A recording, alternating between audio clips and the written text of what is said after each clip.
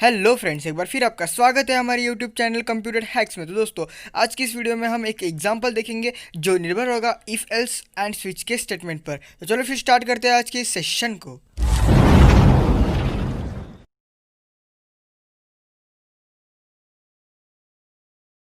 So friends, हमने यहाँ पे header files, void main function, clear screen, get C H, यानी कि हमने हमारा बेसिक प्रोग्राम तो लिख लिया है। तो अब हम यहाँ पे प्रोग्राम करने वाले हैं ऑड एंड इवन नंबर, जो दो प्रोग्राम्स को सपोर्ट करेगा, एक इफ एल्स एंड दूसरा स्विच केस। तो चलो फिर स्टार्ट करते हैं। सबसे पहले दोस्तों, हम यहाँ पे डेटा टाइप डिक्लेयर करेंगे इन डेटा टाइप और उसका वेरिएबल लेंगे नम। तो दोस्तों, अब हमने यहाँ पे नम वेरिएबल ले लिया है। अब हम यहाँ पे सी आउट का फंक्शन करेंगे।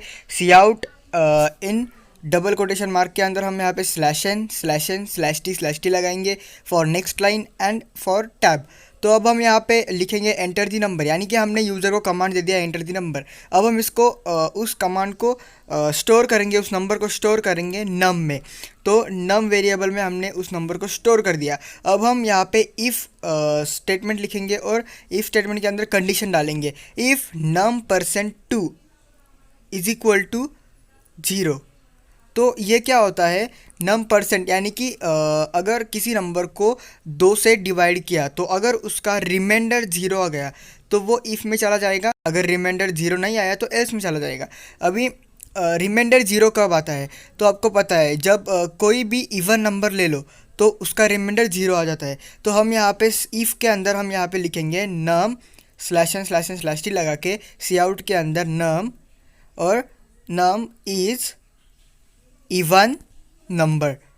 तो इसका मैकेनिज़्म समझ लो दोस्तों, इसके पीछे की जो स्ट्रैटेजी है, यानी कि num percent two is equal to 0 आएगा, यानी कि किसी भी नंबर जो यूज़र एंटर करेगा वो उसको 2 से डिवाइड करने के बाद अगर रिमाइंडर उसका 0 आता है तो वो हमारा इवन नंबर, ना कि ऑड नंबर। और जब उसका रिमाइंडर जब 1 आता है तब वो इवन ऑड नंबर कहलाता है। जब उसका रिमाइंडर 1 आता है तब वो ऑड नंबर कहलाता है।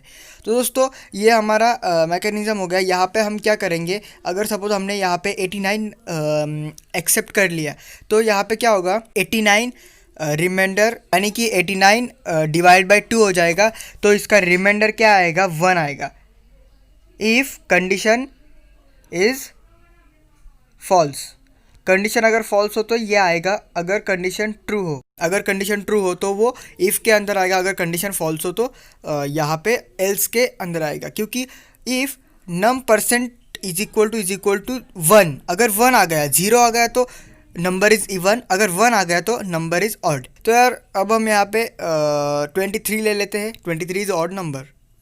Yes, 34 is even number because उसका रिमाइंडर 0 आएगा। 80 का भी रिमाइंडर 0 आएगा। 89 is odd number. 90 is even number. 99 is odd number. तो ये बहुत सिंपल प्रोग्राम है दोस्तों, ऑड और इवन का, जो हमने अभी इफ़ स्टेटमेंट से कर लिया है। अब हम आगे इसको स्विच स्टेटमेंट से भी देखेंगे, स्विच केस से भी देखेंगे।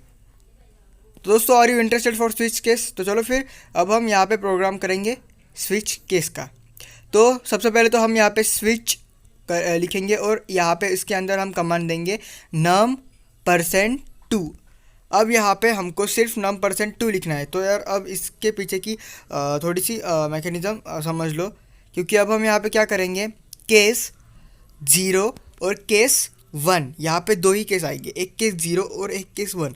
आप केस 1 की जगह पर डिफ़ॉल्ट भी कर सकते हो, आपकी मर्ज़ी। तो अब हम यहाँ पे क्या करेंगे, सी आउट करेंगे और सी आउट का फंक्शन लिखेंगे और डबल कोटेशन मार्क के अंदर स्लैश एन स्लैश टी लगा के यहाँ पे लिखेंगे नंबर इज़ इवन। क्योंकि यहाँ पे स्विच केस के अंदर हमने कंडीशन लिखा, कंडीशन क्या है, num percent two is a condition. तो अब हम इसी को कॉपी करेंगे और नीचे यहाँ पे इसको कॉपी करके ठीक से नीचे पेस्ट कर देंगे। और यहाँ पे हम केस 0 रफ करके केस 1 डालेंगे। क्योंकि 2 से किसी भी नंबर को डिवाइड करो उसका रिमाइंडर या तो 0 आएगा या तो 1 आएगा। सिर्फ दो ही केस यहाँ पे आएंगे, एक तो 0 या फिर 1। आप केस 1 की जगह पर डिफ़ॉल्ट केस भी रख सकते हो, क्योंकि अगर 0 नहीं आया तो डिफ़ॉल्ट केस काम कर जाएगा। तो डिफ़ॉल्ट केस भी रख सकते हैं हम यहाँ पे, लेकिन हम यहाँ पे 1 लिखेंगे। तो जब अभी मैं आपको स्विच केस की इसकी पूरी की पूरी स्ट्रैटेजी समझाता हूँ कि हमने नम परसेंट टू क्यों लिया। ऊपर हमने num percent is equal to zero लिया था, वो तो आपको समझ में आया क्यों लिया था। अब हम यहाँ पे स्विच केस के बारे में देखेंगे।